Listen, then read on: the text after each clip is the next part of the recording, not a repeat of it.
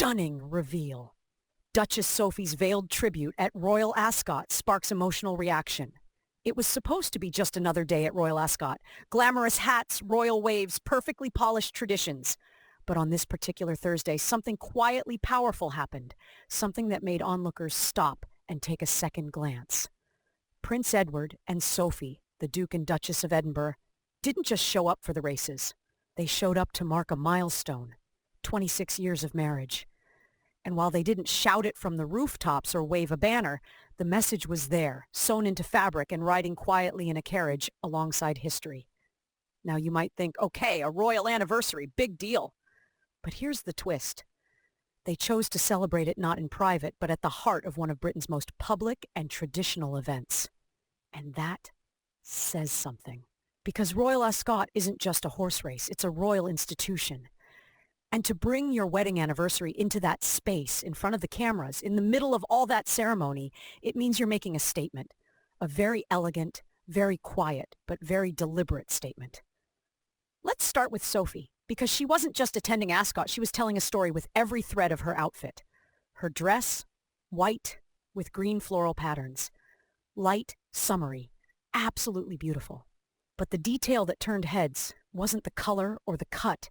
It was the veil-like piece draped across her hat. A soft white material that echoed the one she wore 26 years ago when she married Prince Edward at St. George's Chapel in Windsor. It was subtle. No tiaras, no dramatic trains, just a whisper of the past woven into the present. A fashion choice that said, yes, we remember. Yes, this matters. And honestly, in a royal world often defined by grand gestures and sweeping headlines, that kind of quiet intimacy hits harder. It tells you who Sophie is. She's not flashy, she doesn't make scandals, but she shows up constantly, steadily, with purpose, and people notice. But she wasn't alone in this moment. Riding alongside her was Prince Edward, now the Duke of Edinburgh, a title that once belonged to his father, Prince Philip. And that makes this anniversary feel even more layered. Because Edward and Sophie aren't just celebrating each other, they're also stepping into a legacy. The Duke and Duchess of Edinburgh are now carrying a title that was once at the heart of the monarchy's modern era, and they're doing it with grace.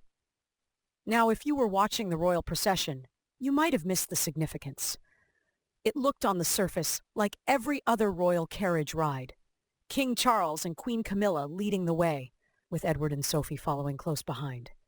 But those who know, really know, caught it.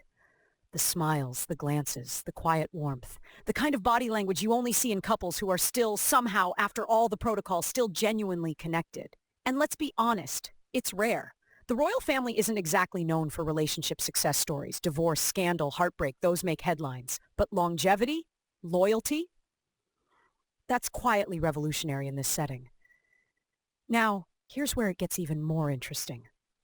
While the Duke and Duchess of Edinburgh were celebrating this personal milestone in full view of the public, there was another story quietly playing out. Princess Catherine, who had originally been rumored to attend Ascot, was officially confirmed as absent. Kensington Palace had to update the carriage list at the last minute. Another small reminder that behind all the smiles and waves, real-life challenges still exist. Catherine, who is still undergoing treatment following her cancer diagnosis, was instead represented by her mother, Carol Middleton, and her sister-in-law, Alize. So while one royal couple showed us what 26 years of endurance looks like, another part of the family quietly reminded us that sometimes strength means knowing when to step back. And maybe that's the real story here. That Royal Ascot, in its pageantry and pomp, still manages to reveal the most human parts of royal life. You see the love stories, the health battles, the support systems, the moments of quiet dignity.